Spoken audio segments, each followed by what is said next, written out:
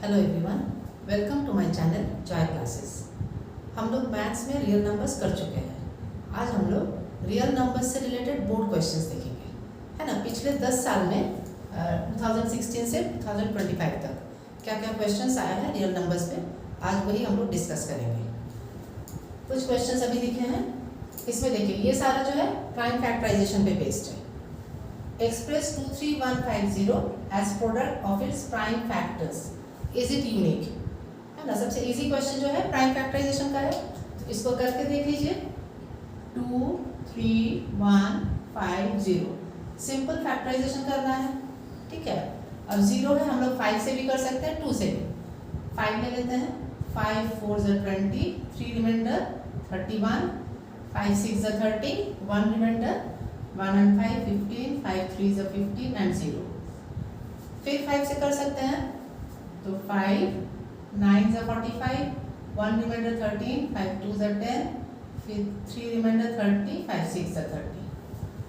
अब 6 आ गया unit place में, 2 से करेंगे, 2 4 ज़ा 8, 1 रिमाइंडर 12, 2 6 ज़ा 12, 2 3 ज़ा 6।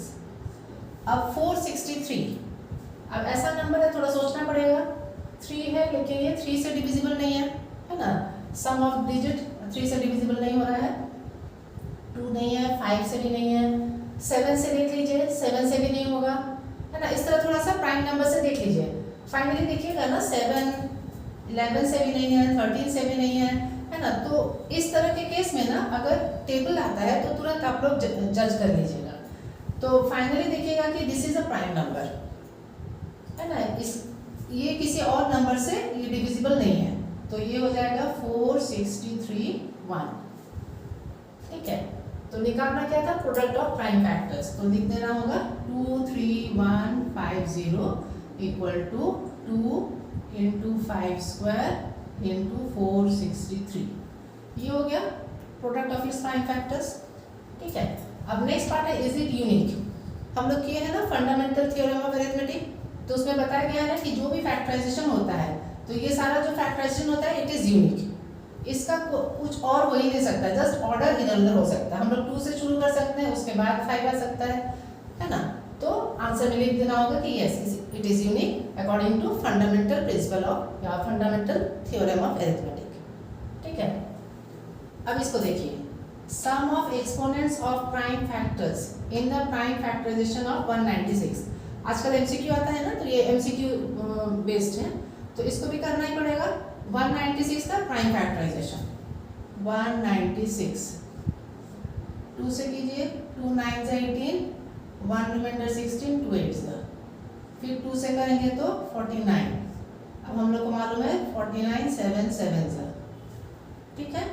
तो 196 क्या हो गया, 196 इक्वल टू 2 का स्क्वायर इंटू 7 का स्क्वायर। अब क्वेश्चन क्या है, देखिए सम ऑफ एक्सपोनेंट्स है ना, मतलब ये जो एक्सपोनेंट है इसका सम, इसका भी एक्सपोनेंट 2 है और इसका भी एक्सपोनेंट 2 है। तो ये पूछा गया है sum of exponents of prime factors in the prime factorization. तो 2 और 2 4, तो ये आंसर हो जाएगा, ठीक है।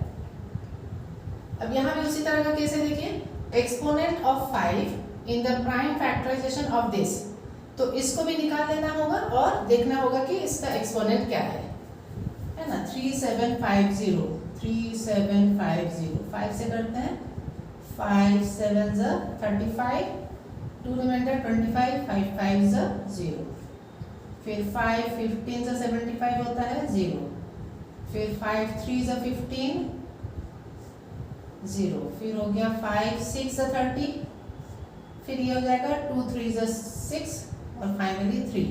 तो मांगा गया क्या गया है, एक्सपोनेंट ऑफ 5। तो इसको अगर एक्सप्रेस करेंगे तो क्या हो जाएगा, 3750 हो जाएगा 5 to the power 1 2 3 4, 4 into 2 into 3। तो एक्सपोनेंट ऑफ 5 क्या हो गया, 4। तो इसका आंसर हो जाएगा ये, ठीक है। तो एमसीक्यू सारा जनरली इजी रहता है, लेकिन फिर भी कैलकुलेशन करके ही देख लेना होगा, ठीक है। तो ये प्राइम फैक्टराइजेशन पे बेस्ड हो गया। इसके बाद जो अलग टाइप है वो इस तरह का जो केस है, 6 to the power n can not and with digit 0, ये हम लोग कर चुके हैं क्लास में, है ना। तो उसी को बस दिखा देना है, ये 2 मार्क्स में आ जाता है, 2 मार्क्स क्वेश्चन। ये सारा तो 1 मार्क्स में था, है ना, ये 2 मार्क्स क्वेश्चन हो जाएगा। तो ये ऑलरेडी क्लास में हम लोग कर चुके हैं। अब इसको देखिए, if n is a natural number then 2 bracket में 5 to the power n plus 6 to the power n always ends with, ये भी MCQ है। तो यहाँ पे बस थोड़ा सा सोचना होगा। MCQs में क्या है, कभी कभी तो कैलकुलेशन करके देख लेना होगा, कभी कभी थोड़ा सा दिमाग में ही कैलकुलेशन करना होगा, है ना, थोड़ा सोचना होगा। इसमें जैसे देखिए 5 to the power n, अब 5 1 क्या होगा 5, 5 2 क्या होगा 5 into 5 25, फिर 25 into 5 125। तो 5 का पावर कुछ भी हो, एंड वाला यूनिट डिजिट क्या होता है 5, ठीक है। अब 6 में देख लीजिए, इसमें क्या बोला गया है, n is a natural number then this always ends with which digit, मतलब यूनिट प्लेस का डिजिट मांगा गया है, ठीक है। अब 6 to the power n, इसमें भी देखिए 6 का पावर 1 होगा तो 6, 6 का पावर 2 होगा तो 6 6 36, फिर 36 into 6 कीजिएगा 216। तो यूनिट प्लेस में क्या आ रहा है 6, है ना, तो ये यूनिट प्लेस का बात कर रहे हैं, है ना, प्लस ये यूनिट प्लेस में है। अब यूनिट प्लेस का है तो इसको अगर ऐड करेंगे, है ना, तो 5 और 6 यूनिट प्लेस में है, उसको ऐड करने से 11 आएगा, उसमें 1 आएगा और जो 1 है इधर कैरी ओवर हो जाएगा सेकंड 10th प्लेस के लिए। तो ये यूनिट प्लेस में आ गया। अब उसके बाद 2 से अगर मल्टीप्लाई करेंगे तो 2 यूनिट प्लेस में तब क्या आ जाएगा 2 आ जाएगा ना, इधर जो भी नंबर है यूनिट प्लेस में 2 से मल्टीप्लाई करेंगे ये 2 आ जाएगा। क्लियर है, तो इसमें आंसर हो जाएगा 2। n is a natural number then this always ends with which digit, है ना, कोई भी नंबर है जैसे मान लीजिए 3 4 6 2, है ना, तो एंड विथ डिजिट 2, जो यूनिट प्लेस का डिजिट है उसी को हम लोग एंड विथ डिजिट करते हैं, है ना। तो मतलब हम लोग को यूनिट प्लेस का ध्यान देना होगा कि उसमें क्या आएगा। तो देख लीजिएगा 5 का पावर कुछ भी हो यूनिट प्लेस में हमेशा 5 आता है, 6 का पावर कुछ भी हो यूनिट प्लेस में हमेशा 6 आता है ना। तो उसको अगर ऐड करेंगे यूनिट प्लेस का 5 यूनिट प्लेस का 6 हो जाएगा 11। तो 11 में भी 1 रहेगा, बाकी 1 कैरी होगा, तो यूनिट प्लेस में अब 1 आ गया।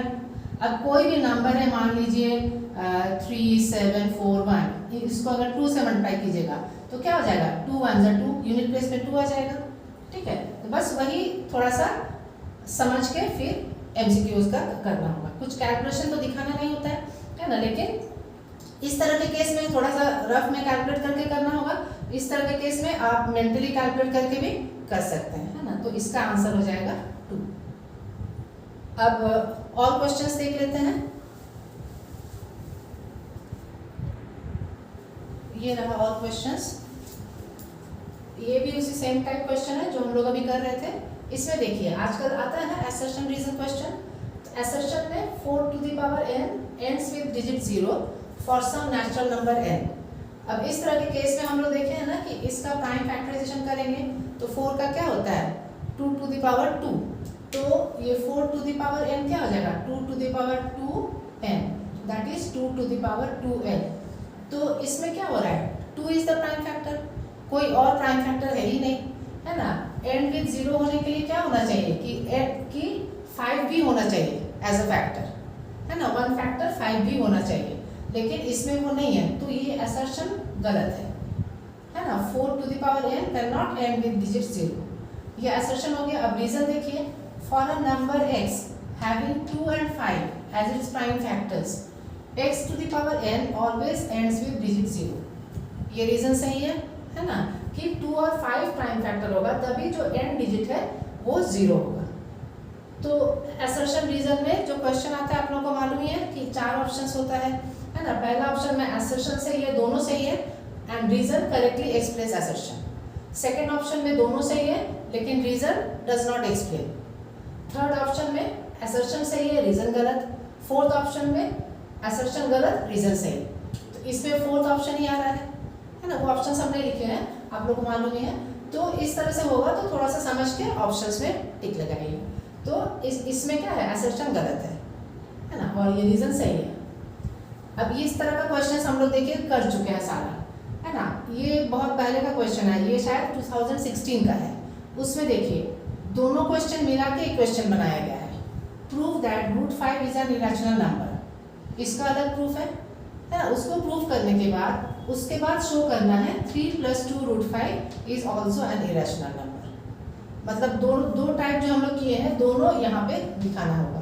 पहले √5 कर लेना होगा, उसके बाद let this B rational number करके आगे हम लोग करेंगे और फिर फाइनली क्या हो जाएगा, उसमें √5 को हम लोग दिखा रहे हैं कि रैशनल नंबर है, विच इज रॉन्ग, है ना, क्योंकि हम लोग दिखा चुके हैं कि ये इरेशनल है, therefore our assumption is wrong. इस तरह से हम लोग दोनों टाइप क्वेश्चन कर चुके हैं, तो इसमें दोनों को मिला के ही करना होगा, है ना। उसके बाद से क्या आता है, इस तरह का क्वेश्चन आता है कि गिवन दैट √2 इज इरेशनल। यहाँ पे गिवन दैट नहीं था तो प्रूफ करना था, ठीक है, यहाँ पे गिवन दैट है तो 5 + 3√2 बस इसको प्रूव करना है। इसको हम लोग मान लेंगे रैशनल और उसके बाद कैलकुलेट करेंगे, फिर √2 इधर आ जाएगा, राइट साइड हो जाएगा rational, that means √2 is rational and this contradicts the fact जो गिवन है इरेशनल, है ना। इस तरह का प्रूफ हम लोग देख चुके हैं। सेम टाइप है 2 + 5√3 है ना, गिवन √3 इज इरेशनल। ये डायरेक्ट इसका है प्रूफ दैट √2 इज इरेशनल, है ना। फिर एक बार आया था proof that √5 is an irrational number. तो इस तरह का क्वेश्चन आ ही जाता है ना, 2 मार्क्स में या 3 मार्क्स में। ये चूंकि दोनों को मिला के था तो ये 4 मार्क्स का था, ठीक है। अब आगे देखते हैं और क्या क्या क्वेश्चंस है। नेक्स्ट टाइप क्वेश्चंस जो है वो है एचसीएफ और एलसीएम पर बेस्ड है ना। ये सारा क्वेश्चंस जो है एलसीएम और एचसीएफ निकालने पर है। देखिए, find HCF and LCM of दो नंबर्स है बाय प्राइम फैक्टराइजेशन। ये हम लोग कर चुके हैं इस तरह का क्वेश्चंस, है ना। प्राइम फैक्टराइज करके दोनों का प्राइम फैक्टराइजेशन अलग अलग निकाल लेना है, फिर दोनों में से जो कॉमन रहता है ना, तो हाईएस्ट कॉमन जो रहेगा वो एलसीएफ हो गया, और दोनों को मिला के जो लार्जेस्ट एक्सपोनेंट वाला हम लोग लिखते थे ना एलसीएम निकालने के लिए, उसी तरीके से निकाल लेना है। अब इसको देखिए, what is the HCF of smallest prime number and the smallest composite number. इसमें बस देखना होगा स्मॉलेस्ट प्राइम नंबर क्या है 2 एंड स्मॉलेस्ट कंपोजिट नंबर 2 के बाद 3, it is not a composite number. फिर उसके बाद आता है 4 इज अ कंपोजिट नंबर। तो ये दो नंबर का एचसीएफ निकालना है। तो दिख रहा है कि इन दोनों में से हाईएस्ट कॉमन फैक्टर क्या है 2 है दोनों में। ये इसका प्राइम फैक्टराइजेशन ये 2 खुद ही है और 4 का होता है 2 × 2 है ना, तो एचसीएफ जो हो गया 2 हो जाएगा। और अगर एलसीएम निकालने के लिए बोला जाए तो उसमें क्या हो जाएगा, उसमें 2 टू द पावर दोनों में क्या हो जाएगा, उसका जो लीस्ट कॉमन मल्टीपल हो जाएगा वो 4 हो जाएगा, है ना। 2 का भी मल्टीपल 4 है और 4 भी 4 1 से 4, ठीक है। तो इसमें एचसीएफ था तो एचसीएफ हो जाएगा 2। अब नेक्स्ट देखिए, find HCF and LCM of 404 and 96 and verify, है ना, इस रिलेशन को। शायद ये क्वेश्चन हम लोग क्लास में कर चुके हैं, है ना।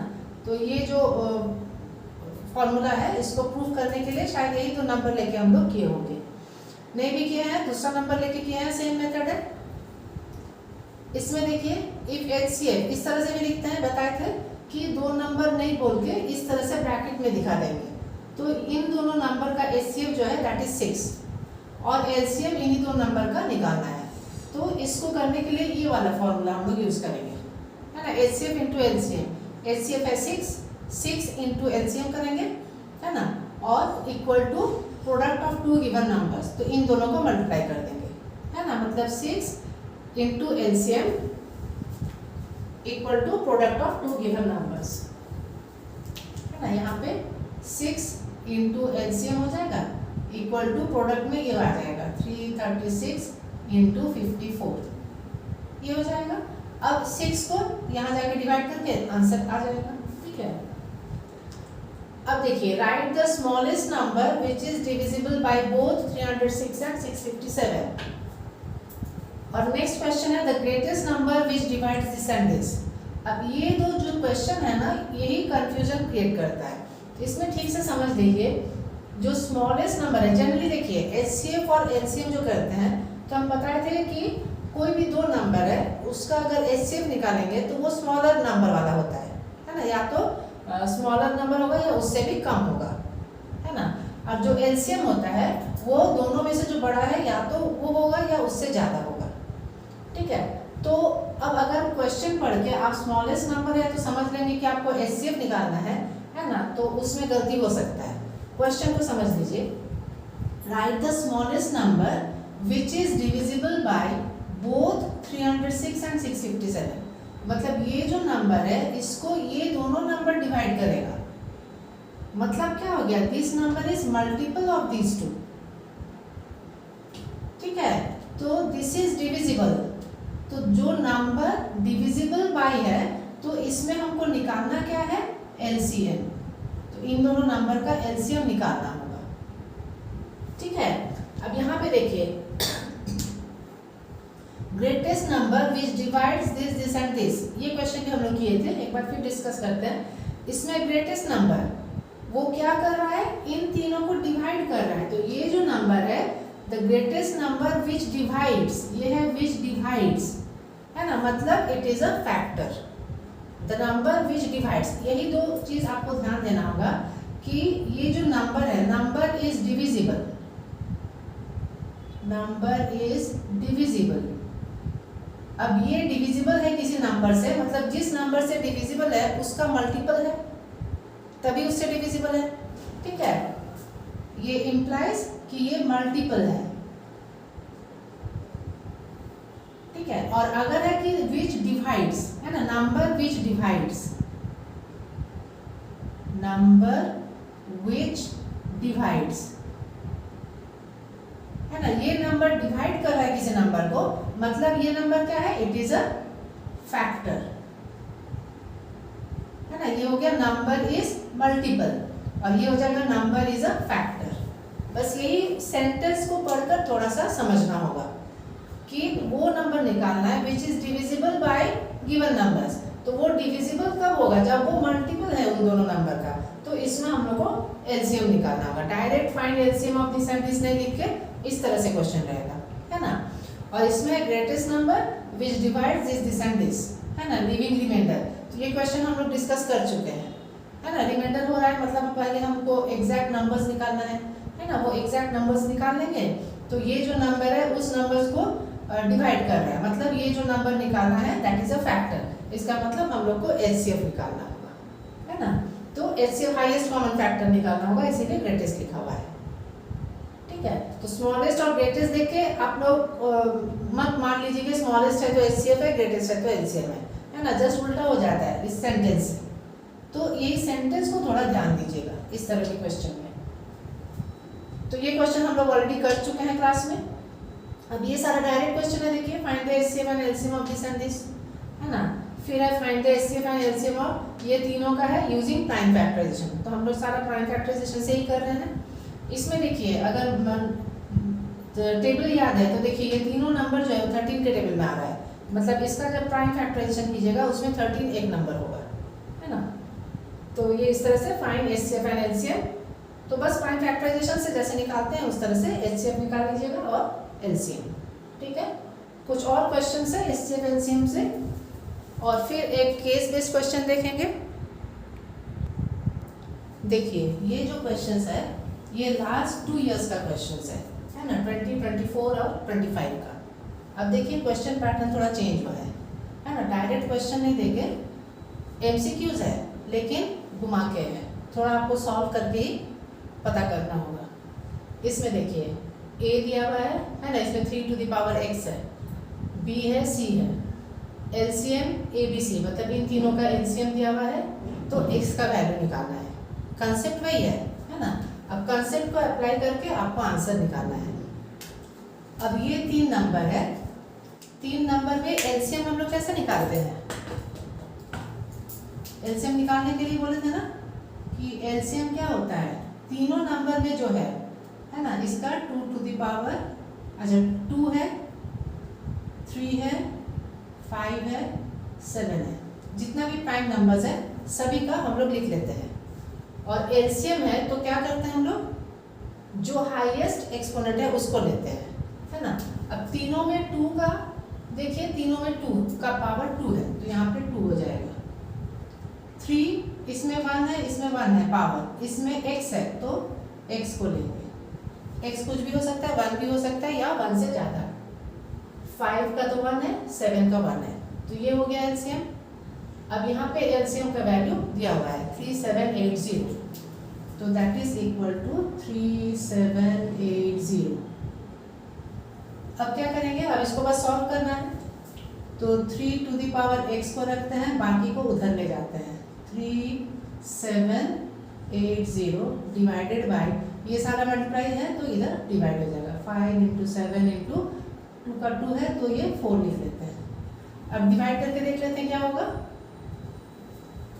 5 1 ज़ा 5, 7 ज़ा 35, 28, 5 5 ज़ा 25, 3 रिमाइंडर 30, 5 6 ज़ा। ठीक है, फिर ये देखिए 7 से कटेगा, 7 1 ज़ा, और ये हो जाएगा 7 1 ज़ा 7। और यहाँ पे देखिए एक कॉमन मिस्टेक क्या है, यहाँ पे हम लिख रहे हैं 756 डिवाइडेड बाय 7, है ना। मोस्ट ऑफ द स्टूडेंट्स क्या करते हैं, जल्दबाजी में 7 and 8 ऐसे लिख देंगे, है ना। जबकि इसमें एक मिसिंग है, वो क्या है, यहाँ पे एक 0 मिसिंग है। 7 1 ज़ा 7, फिर 5 नहीं गया तो उसका 0 पुट होगा और फिर 8 होगा। ये कॉमन मिस्टेक है, इसीलिए बता दिए। तो यहाँ पे ये हो जाएगा 108। ठीक है, अब उसके बाद फिर 4 से लेना है। 4 1 ज़ा, और ये हो जाएगा 4 2 ज़ा 8, 9 10, तो 4 7 ज़ा 28। तो क्या हो गया, 3 to the power x equal to 27। अब 27 है और ये 3 टू द पावर x है, तो कैसे निकालेंगे, बेस को सेम करना है। तो 27 को हम लोग 3 टू द पावर 3 लिख सकते हैं। 3x equal to 3 to the power 3। अब दोनों साइड में क्या हो गया, बेस सेम हो गया, है ना। तो इसका मतलब पावर जो है that will also be same. x equal to 3, option में देखिए 3 है। ठीक है, तो इस तरह का कैलकुलेशन करके करना होगा। नेक्स्ट देखिए HCF, ये 2 नंबर का HCF है 40, LCM है, इसमें k दिया हुआ है ना। इस तरह का एक अननोन वैल्यूज देके इन लोग दे रहे हैं क्वेश्चन, है ना। तो then the value of k is, तो इसमें हम लोग वो जो फॉर्मूला है दोनों को रिलेट करके उससे करेंगे। HCF into LCM equal to product of numbers. तो HCF क्या है 40, 40 इंटू LCM क्या है ये वाला 252 इंटू k, है ना, दैट इज इक्वल टू, अब दोनों नंबर का प्रोडक्ट ले लेंगे।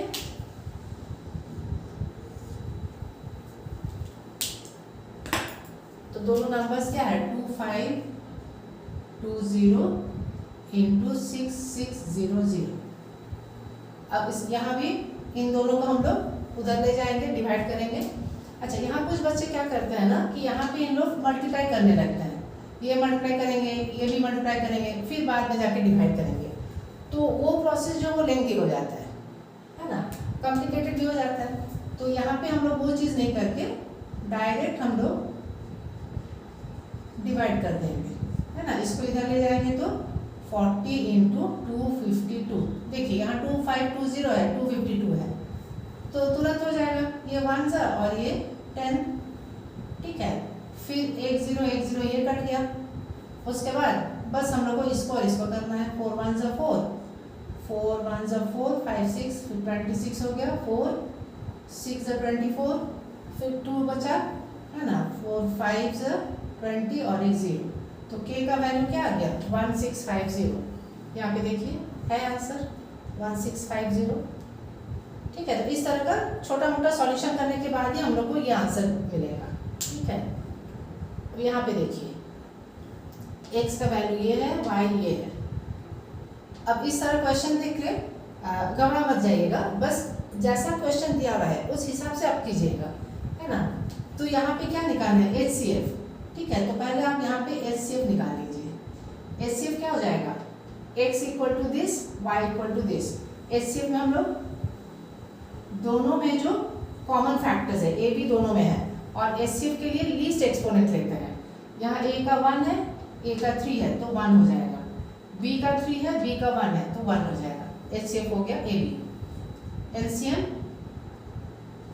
LCM में सारा नंबर्स लेते हैं AB और उसका जो ग्रेटेस्ट एक्सपोनेंट है, इसमें B3 है, B1 है, इसमें A1 है, A3 है, तो ग्रेटेस्ट एक्सपोनेंट हो जाएगा 3 3। ठीक है, HCF LCM निकल गया। अब हम लोग इसको करते हैं, है ना। तो ये हो जाएगा HCF this minus LCM this. तो एचसीएफ माइनस एलसीएम हमको करना है। तो एचसीएफ क्या है ए बी, एलसीएम क्या है A cube B cube, this equal to, अब देखिए ये डायरेक्ट आंसर यहाँ हमको नहीं दिख रहा है ना, यहाँ पे a b minus a cube B cube कहीं नहीं है। तो इसको थोड़ा सा सॉल्व करके देखते हैं। इसको अगर हम कॉमन ले लेंगे a b 1 minus a square b square, अब देखते हैं यहाँ पे है कि नहीं, वो भी नहीं है ना, a b 1 minus a b है लेकिन ए स्क्वायर बी स्क्वायर। अब यहाँ पे तब देख लेते हैं, ये जो है ना, ये सारा तो नहीं हो रहा है ना, ये भी नहीं है, ए बी माइनस ये ए स्क्वायर बी स्क्वायर हो रहा है, यहाँ पे इसको करेंगे तो a b minus a cube B cube होना था, है ना, तो ये भी नहीं है, यहाँ भी नहीं है। अब ये वाला बाकी रह जाता है, ये करेंगे तो देखिए या तो इसको करके देखते हैं या इसी को डायरेक्ट करके देखते हैं। ये देखिए ए बी है, अब ये ए माइनस बी जो अलजेब्रा का जो फॉर्मूला है ए माइनस बी इंटू ए प्लस बी है ना, तो उसमें क्या होता है ए स्क्वायर माइनस बी स्क्वायर, तो ए स्क्वायर में ये 1 का स्क्वायर माइनस बी में ए बी है ए स्क्वायर बी स्क्वायर, ठीक है, तो ये क्या हो जाएगा a b 1 minus a square b square, ये सेम है, ठीक है। तो देखिए इसका आंसर ये हो जाएगा। तो थोड़ा सा इस तरह से कैलकुलेट करके देख लेना है ना, ये डायरेक्ट नंबर्स देखे नहीं है, ये अलजेब्रिक फॉर्म में है ना, एक्स ए बी इस तरह से जो है, तो उसका पावर्स हम लोग को कॉन्सेप्ट मालूम है कि एचसीएफ कैसे निकालते हैं, दोनों में जो कॉमन नंबर्स होगा वो लेंगे और उसका लीस्ट एक्सपोनेंट, और एलसीएम में क्या है दोनों का नंबर्स मिला के लेंगे, इसमें कॉमन का कुछ नहीं है। अगर इसमें एक्स भी होता तो ए बी सी रहता, किसी में एक में नहीं भी रहता तो हम लोग ए बी सी ले लेते, और दोनों में जो हाईएस्ट एक्सपोनेंट होगा है ना वो चीज़ देख लेंगे और वही देंगे। तो ये कंसेप्ट अगर क्लियर है तो आगे हम लोग इस तरह से कर लेंगे। तो इसका हो गया। अब इसका देखिए एक्स एंड वाई भी टू डिस्टिंक्ट प्राइम नंबर्स। अच्छा पी दिया हुआ है, क्यू है, आर है। अब एचसीएफ एलसीएम निकालना है, यहाँ पे 3 नंबर्स है, तो एचसीएफ एलसीएम कंसेप्ट वही है। हम लोग एचसीएफ निकालने के लिए क्या करेंगे, तीनों में कॉमन होना चाहिए, एक्स वाई तीनों में है तो एक्स वाई लेते हैं, और लीस्ट एक्सपोनेंट लेना है। इसमें स्क्वायर है एक्स का, इसमें 1 है, इसमें 5 है, तो ये 1 हो जाएगा। वाई का क्यूब है, वाई का 4 है, वाई का 2 है, तो ये 2 हो जाएगा, है ना। ये जो फैक्टर ये तीनों में है देखिए, ठीक है, ये हाईएस्ट कॉमन फैक्टर हो गया। अब एलसीएम में क्या करते हैं, एक्स वाई है और जो हाईएस्ट जो एक्सपोनेंट है ना, एक्स का स्क्वायर है, यहाँ पे 5 है तो ये 5 हो जाएगा, वाई का 3 है, 4 है, 2 है, तो ये 4 हो जाएगा। ये हो गया एलसीएम, है ना। देख लीजिए लीस्ट कॉमन मल्टीपल है ना। इसको अगर हम लोग एक्स क्यूब वाई से करेंगे तो ये आ जाएगा, क्यू को x4 से करेंगे तो ये वाला आ जाएगा, r को वाई स्क्वायर से मल्टीप्लाई करेंगे तो ये आ जाएगा, है ना। तो ये लीस्ट कॉमन मल्टीपल हो गया, सब में ये आ जाएगा कॉमन मल्टीपल। अब हमको चेक क्या करना है, HCF into LCM equal to p q r, इसको चेक करके देखना है। तो एचसीएफ है x y square, HCF into LCM, HCF क्या है x y square, x y square into LCM है एक्स 5 वाई 4। इसको करेंगे तो क्या आ रहा है, एक्स का 6 वाई का 6, है ना। पावर ऐड हो जाएगा, 1 और 5 6 हो गया, 2 और 4 6 हो गया। अब अगर हम लोग पी क्यू आर करेंगे, p into q into r, तो पी क्या है x square y q into ये है एक्स वाई 4 इंटू आर है एक्स 5 वाई स्क्वायर। अब ये देखिए ये इससे ज़्यादा आ जाएगा, है ना। 5 है, 1 है, 2 है, 6 7 8 x to the power 8, y का 3 और 4 7 और 2 9, तो ये दोनों इक्वल नहीं है ना। तो वही चीज़ यहाँ पे चेक करना था, find this into this, LCF into LCM equal to p into q into r और नॉट। तो ये वाला कैलकुलेट करके दिखा दीजिएगा, उसके बाद फाइनली लिखिएगा therefore this is not equal to this, ठीक है। तो इसी तरीके से कैलकुलेट करके हम लोग को देख लेना होगा। एमसीक्यूज है लेकिन थोड़ा सा टाइम टेकिंग है ना। रफ में कैलकुलेट करके फिर ऑप्शन में देना होगा। इसमें अच्छा ये एमसीक्यू नहीं था, है ना, ये सारा एमसीक्यू था, इसको करना था। ठीक है, तो इसको कैलकुलेशन करके दिखाना होगा। ठीक है, अब कुछ एमसीक्यूज और है जो कि थोड़ा जनरल कंसेप्ट पे है और एक केस बेस्ड क्वेश्चन है। ये कुछ और एमसीक्यूज हैं, इसमें ज़्यादा कैलकुलेशंस की जरूरत नहीं है। देखिए, if p square equal to 32/50, तो पी क्या है, होल नंबर है, इंटीजर है, रैशनल नंबर है, इरैशनल नंबर है। तो यहीं पे करके देखिए, पी स्क्वायर 32/50 है, ये स्क्वायर टर्म्स तो दिख नहीं रहा है, लेकिन देखिए 2 का फैक्टर्स है ना, 2 16 से 32, 2 25 से 50। अब दिख रहा है ना स्क्वायर टर्म, 4 का स्क्वायर, 5 का स्क्वायर, तो p क्या हो जाएगा, p हो जाएगा 4/5, विच इज इरेशनल नंबर तो नहीं है, रैशनल नंबर है ना, होल नंबर भी नहीं है, इंटीजर भी नहीं है, तो ये रैशनल नंबर हो गया। ठीक है, इसमें देखिए pair of irrational numbers whose product is, तो इन दोनों जो पेयर्स है ये सारा, तो इसका प्रोडक्ट जो है इज अ रैशनल नंबर। तो इसको भी थोड़ा करके देखना होगा। √16 √4, इसको अगर प्रोडक्ट करेंगे, pair of irrational numbers whose product, तो ये अगर इनटू करेंगे, ठीक है, तो 16 4 से 64, 64 का स्क्वायर रूट क्या हो जाएगा 8। अच्छा 5 2, इसका √7, ये इरेशनल नंबर होगा। √3 √27, √27 एंड √3, ये हो जाएगा 81, √81 हो जाएगा 9। ठीक है, पेयर ऑफ इरेशनल नंबर्स। अच्छा यहाँ पे हम लोग क्या मिस कर रहे थे, पेयर ऑफ इरेशनल नंबर्स। अब ये जो है ये तो इरेशनल नंबर नहीं है, तो ये क्रॉस हो जाएगा, क्योंकि ये this is not the pair of irrational numbers, क्योंकि ये 4 4 से 16 है, 2 2 से 4 है, 4 और 2 जो है वो इरेशनल नंबर नहीं है ना, ये इरेशनल नंबर है, ये इरेशनल नंबर है, लेकिन इसका प्रोडक्ट जो है रैशनल नंबर नहीं हो रहा है। ठीक है, तो ये भी क्रॉस हो गया। अब यहाँ पे देखिए, ये इरेशनल है, ये भी इरेशनल है। अब इन दोनों का प्रोडक्ट जो कर रहे हैं, तो 27 × 3 81 हो रहा है, और इसका क्या हो जाएगा 9, तो ये 9 जो है रैशनल नंबर है, तो ये सही है।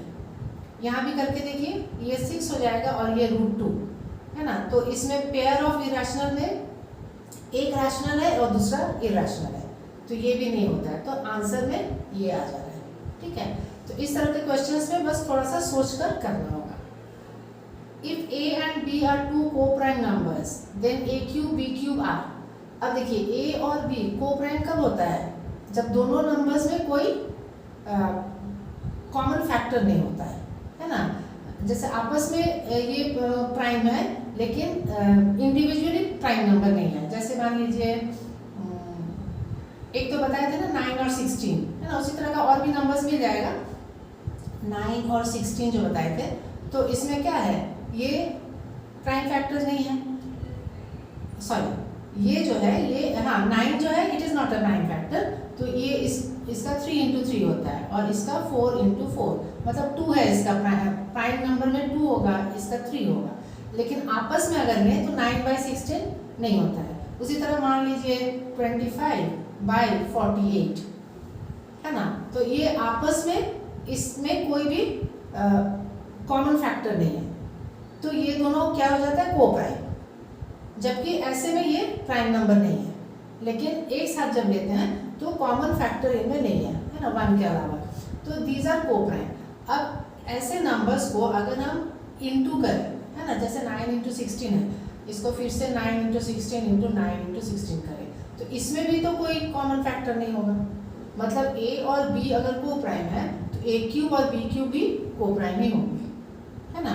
कोई भी नंबर लेके देख लीजिएगा कि अगर a और b को-प्राइम है तो उसको 2 टाइम्स और हम लोग कर देते हैं, × 25 × 25 × 48 × 48, तो आपस में भी ये लोग को-प्राइम ही होंगे, है ना। तो a और b अगर को-प्राइम है तो a³ एंड b³ भी को-प्राइम। ठीक है, अब ये भी थोड़ा सोचना होगा। एलसीएम 2 नंबर्स का एलसीएम है 2400, which of the following can not be their HCF, मतलब इसका फैक्टर होना चाहिए, ठीक है। मतलब जो भी नंबर ये होगा इट शुड डिवाइड दिस।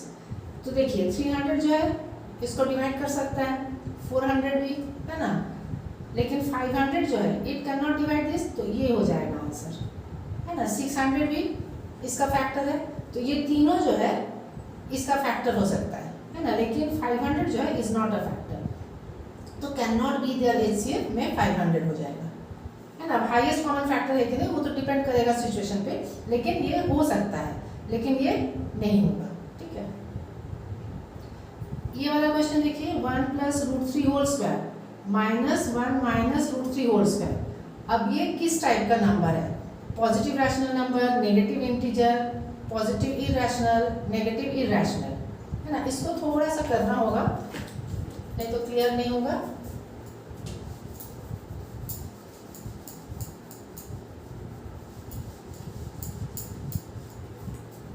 देखिए ये देखिए a + b - a - b whole square वाला फॉर्मूला है। अगर ये फॉर्मूला आपको याद है तो तुरंत हो जाएगा, a + b whole square - a - b whole square, ये वही वाला फॉर्म है ना। देखिए a + b, a में 1 है, b में √3 है ना, स्क्वायर है और ये भी स्क्वायर है। अब इसको अगर कीजिएगा तो इसमें क्या होता है, a² + 2ab + b², इसमें होता है a² - 2ab + b², ठीक है। अब ये जो माइनस साइन है तो उससे क्या होता है कि इसका फॉर्मूला में जो है तो इसमें हो जाएगा 4ab। अगर इसको करके देखिएगा तो इसके फॉर्मूले में ये 4ab हो जाता है।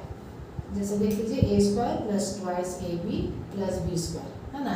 ये माइनस है, यहाँ a² - 2ab + b²। अब ये माइनस को हम अगर ये ब्रैकेट ओपन करें तो ये हो जाएगा माइनस, ये वाला प्लस और ये वाला माइनस, है ना। तो देखिए a² कैंसिल, b² कैंसिल, रह क्या गया 2ab + 2ab, तो ये हो जाएगा 4ab, ठीक है। ये फॉर्मूला अगर याद है तो डायरेक्ट आप 4ab कर सकते हैं, ठीक है। और नहीं तो इस तरह से इसको सॉल्व करके भी देख सकते हैं। जैसे a + b होल स्क्वायर है तो इसको उस तरह से कीजिएगा, ये a - b है ब्रैकेट में रख के कीजिएगा कि माइनस साइन है ना। फिर उसके बाद आपके पास क्या रहेगा, इसका 2√3 रहेगा और इसका भी ये माइनस के साथ -2√3 प्लस हो जाएगा, तो 2√3। तो इन दोनों को ऐड कीजिएगा तो क्या होगा, 2 + 2 4√3, ठीक है। अब देखिए ये कैसा नंबर है, रैशनल है, सॉरी इरैशनल नंबर है ना। पॉजिटिव या नेगेटिव, पॉजिटिव, तो इसमें देखिए पॉजिटिव इरैशनल नंबर, ये हो जाएगा आंसर, ठीक है। तो इसमें थोड़ा अलजेब्रा का फॉर्मूला है, तो उसके हिसाब से इसको पुट कर देने से आपको आंसर मिल जाएगा, ठीक है। तो ये सारा एमसीक्यूज में हो गया। अब एक केस बेस था, ये लास्ट ईयर का क्वेश्चन है ना। तो लास्ट ईयर मतलब इसी साल 25 का ही होगा ये। तो ये जो है केस बेस्ड है, तो केस बेस्ड में जो क्वेश्चन ये दिया रहता है ना केस, वो डिटेल्स में दिया रहता है, उसको अच्छा से पढ़ लीजिएगा। हम थोड़ा शॉर्ट में लिखे हैं, है ना। ये क्या है कि miss Mukta planned a prime number game for class 5 students, ठीक है। She announces the number 2 in her class, है ना। 2 अनाउंस कर दी, उसके बाद क्या बोली कि किसी फर्स्ट स्टूडेंट को मल्टीप्लाई करना है प्राइम नंबर से, 2 के साथ कोई और प्राइम नंबर लेके मल्टीप्लाई करना है, फिर उस नंबर को पास कर देना है सेकंड स्टूडेंट को, वो फिर से उस नंबर को प्राइम नंबर के साथ मल्टीप्लाई करके थर्ड स्टूडेंट को पास कर देगा। तो इस तरह से होते होते लास्ट स्टूडेंट के पास जो नंबर आया दैट इज 173250, ठीक है। The last student got 173250। अब इसके बाद कुछ क्वेश्चंस होता है, ठीक है। तो वो क्वेश्चंस को सॉल्व करना है। देखिए what is the least prime number used by students, तो इसके लिए हमको पहले इसका प्राइम फैक्टराइजेशन करना होगा, ठीक है।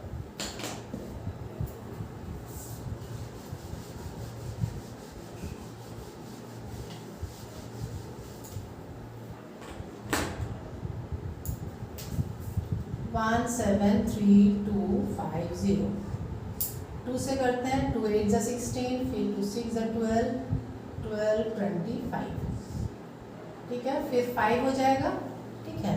फिर 5 से करेंगे, 1 = 5 36, 5 7 = 35, फिर 5 3 = 15 16, फिर 25, फिर से 5 हो जाएगा, 5 3 = 15 23, 5 4 से 20, 5 6 से 30, 25, फिर 5 से 30, 5 9 से 45, 5 3 से 50। अब देखिए अब तो 5 से नहीं जाएगा, 6 9 3 3 से जाएगा, 3 2 से 6, 3 3 से 9, 3 1 से। अब ये जो 231 हो गया, हाँ ये भी देखिए 3 से जाएगा, है ना। अचानक देखने से लगता है कि प्राइम नंबर है। देखिए 2 और 1 3 एंड 3 6, तो ये 3 से जाएगा, 3 7 से 21, 2 बचा, 3 7 से। अब ये हो गया 11 7 से, ये 7 1 से, तो ये हो गया 2 इंटू 3 लेते हैं, 3 2 बार है, 5 कितना बार है, 1 2 3, फिर है 7, फिर है 11। ये हो गया प्राइम फैक्टराइजेशन, है ना। तो जो लास्ट नंबर मिला, लास्ट स्टूडेंट को जो नंबर मिला उसका हम लोग प्राइम फैक्टराइजेशन करके देख लेते हैं। ये है। अब क्वेश्चन देखिए, what is the least prime number used bye student. सबसे कम नंबर कौन सा है जो कि स्टूडेंट्स लोग यूज किया है ना। ये तो टीचर बोल दिए थे, है ना। तो लीस्ट में 3 हो जाएगा आंसर, है ना। इसमें क्या था, she announces number 2, teacher announce कर दिए थे नंबर 2, और उसके बाद स्टूडेंट्स लोग कुछ कुछ नंबर लेके जो भी प्राइम नंबर्स है लेके कर रहे थे। तो उसमें से जो लीस्ट है दैट इज 3, तो इसका आंसर हो जाएगा 3। How many students are there in the class, ठीक है। तो जितना स्टूडेंट्स है उतने स्टूडेंट्स लोग प्राइम नंबर से मल्टीप्लाई किए हैं, है ना। तो ये 2 तो टीचर का बोला हुआ था। उसके बाद देखिए कितना नंबर्स है, 1 2 3 4 5, है ना, 6 7, तो 7 स्टूडेंट्स हो जाएंगे, है ना। मतलब 3 2 जन यूज किए थे, 5 कितना बार यूज हुआ था, 3 बार, मतलब 3 स्टूडेंट, और 7 एक ही स्टूडेंट यूज किया था, 11 एक ही, है ना। तो 1 2 3 4 5 6 7, तो इसका आंसर हो जाएगा 7। 2 नहीं लेना है क्योंकि 2 तो टीचर का दिया हुआ था, ठीक है। अब क्या, what is the highest prime number used by students. Highest prime number कौन सा है, 11, ठीक है। Which prime number has been use maximum times, कौन सा ज्यादा बार यूज हुआ है, तो 5, है ना। तो इसका आंसर हो जाएगा 5। Which prime number has been use maximum times, 5। Highest prime number हो गया 11। हाउ मेनी स्टूडेंट्स में हम लोग इसको गिनेंगे, 3 कितना बार है, 2, है ना। 2 प्लस 5 कितना बार यूज हुआ था, 3 बार। 7 एक बार यूज हुआ था, 11 एक बार यूज हुआ था, है ना। तो कितना हो गया, 2 और 3 5 6 7 स्टूडेंट्स हो गए। और least prime number use by students, 2 तो टीचर का था, तो इसमें लीस्ट कौन सा है, 3। ये आंसर हो गया, ठीक है। तो केस बेस्ड क्वेश्चन जो भी रहेगा उसको अच्छा से पढ़कर उसके बाद आंसर कीजिएगा। तो हम लोग का 10 साल का जो बोर्ड क्वेश्चंस है रियल नंबर से रिलेटेड, वो सारा हम लोग कर लिए। तो इस तरह का क्वेश्चंस आप लोग प्रैक्टिस कीजिएगा, तो फिर एक्चुअल एग्जाम के समय आपको इजी पड़ेगा, ठीक है। अगर आपको ये वीडियो पसंद आई है तो जरूर से लाइक एंड सब्सक्राइब करें। Thank you.